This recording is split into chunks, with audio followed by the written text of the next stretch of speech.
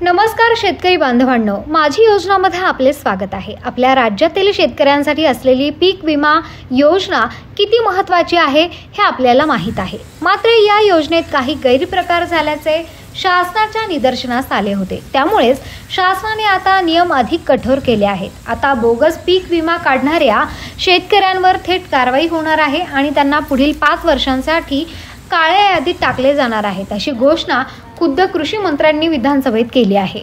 माझी योजना तुम्हाला याबद्दल सविस्तर माहिती देणार आहे। कृषी मंत्र्यांनी स्पष्टपणे सांगितले आहे की यापुढे जे शेतकरी बोगस पद्धतीने पीक विमा काढण्याचा प्रयत्न करतील त्यांच्यावर कडक कारवाई केली जाईल। अशा शेतकऱ्यांना काळ्या यादीत टाकले जाईल आणि त्यांना पुढील 5 वर्षांसाठी कोणत्याही सरकारी योजनेचा लाभ मिळणार नाही।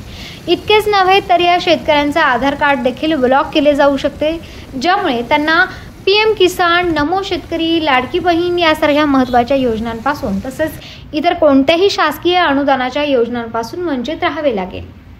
मागील वर्षी जवळपास 6 लाख बोगस पीक विमा अर्ज शासनाच्या निदर्शनास आले होते आणि याच कारणामुळे शासनाने हा मोठा निर्णय घेतला आहे, असे कृषी विभागाने स्पष्ट केले आहे। या संदर्भात सरकारने 2025-26च्या खरीप आणि रब्बी हंगामासाठी एक नवीन शासन निर्णय जारी केला आहे।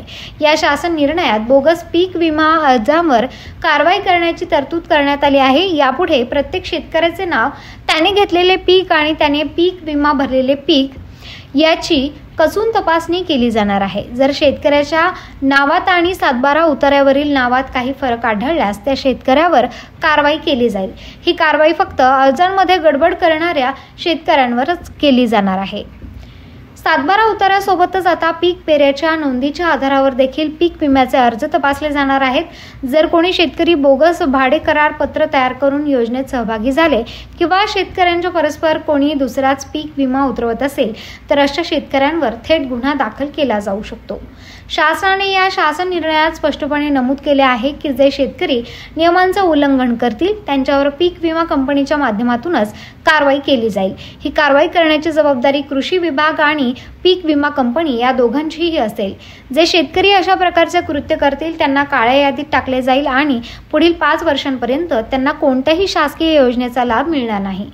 ज्या शेतकऱ्यांवर पीक विमा कंपनी किंवा कृषी विभागाकडून कारवाई केली जाईल त्यांना कोणत्याही शासकीय योजनेचा लाभ मिळणार नाही। ही कारवाई जरी पीक विमा योजनेशी संबंधित असली तरी अशा शेतकऱ्यांना इतर सर्व योजनांपासून देखील वंचित ठेवले जाईल, कारण या शेतकऱ्यांचे आधार कार्ड काळ्या यादीत टाकले जाईल। त्यामुळे अशा शेतकऱ्यांना शासकीय अनुदान, पीक विमा, इतर शासकीय योजना, महा-DBT योजना आणि पीक कर्ज यासारख्या कोणत्याही योजनेचा लाभ पुढील 5 वर्षांसाठी मिळणार नाही।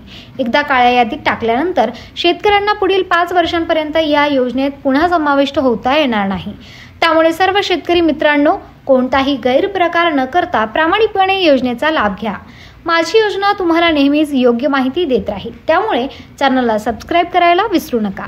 अधिक माहितीसाठी स्क्रीनवर दिसत असलेल्या WhatsApp आयकॉनवर क्लिक करून तुम्ही ग्रुपमध्ये जॉईन होऊ शकता। धन्यवाद।